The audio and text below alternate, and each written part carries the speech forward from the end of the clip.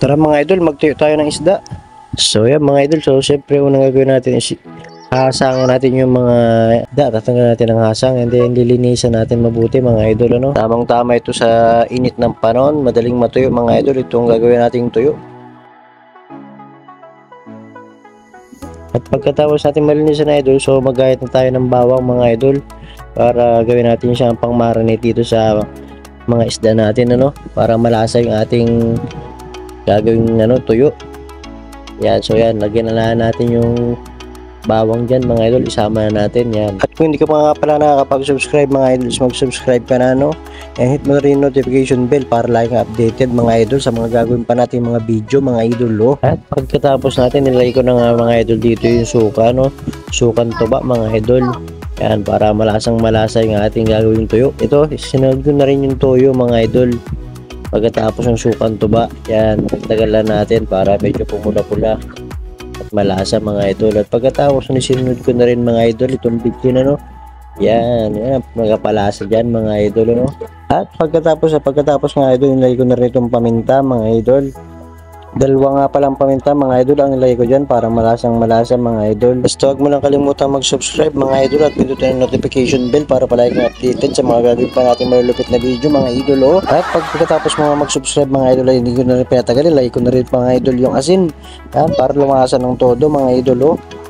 Lagdagan ko ng kaunti mga idol para saktong-sakto yung lasa niya mga idol, oh. So ganyan lang mga idol ang pag-marinate mga idol. So yan, pagkatapos natin lagyan, isaluin naman natin yan mga idol, oh, para mag-mix yung lasa niya mga idol. At saka ibabad natin mga idol ng 30 minutes o kaya isang oras, kahit anong oras ang gusto nyo mga idol, oh. Yung tawag nga pala mga idol sa isda na yan is tamban. Yan, nung maliit pa siya mga idol is tawag yung tapulok. Ay ngayon is malaki na siya mga idol, kaya ang tawag na dyan mga idol is tamban. Yan, napakasarap niyan mga idol, lalo na pag prito. Napakasarap niyan mga idol sa kanin, lalo na kung may gulay ka mga idol, and then dagdagan mo pa ng kape. So mga idol, maparami ka ng kain mga idol, siguradong taob yung kaldera ninyo mga idol. At pagkatapos nyo i-marinate mga idol ng ilang oras o ilang minuto mga idol, oh, kahit ilang oras pa ang gusto ninyo, ay huwag nyo kalimutang haluin mga idol para tumindag mga idol yung lasa niyan. Yan mga idol, kitang-kita nyo na mga idol yung lasang-lasa na yan. Oh, sarap niyan mga idol, sinasabi ko sa iyo, ito ang kaldero mo, sobrang sarap niyan, ang ligat niyan. At ito na nga mga idol, pagkatapos mo marinate yan mga idol, pagkatapos mo rin haluin mga idol kanina, ano, yan, ibilad mo na mga idol sa yung bilaran mga idol. Yan, isa-isahin mo mga idol.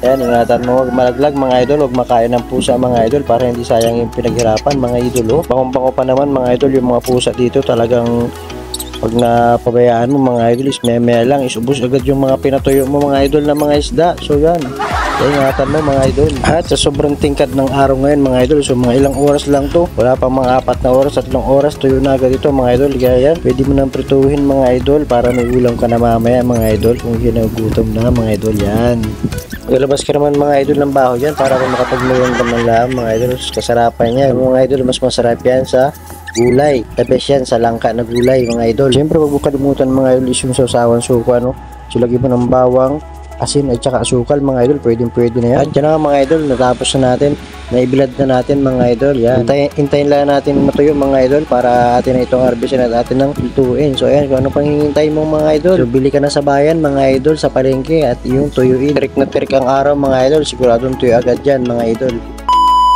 At ito na nga mga idol, so ilang oras lang na harvest na agad natin mga idol yung ating ginawang tuyo, no. Yan, so sobrang may itim-itim na siya, talagang tuyo na agad mga idol. Yan, so ready to cook na lang to mga idol. So tara, salamat.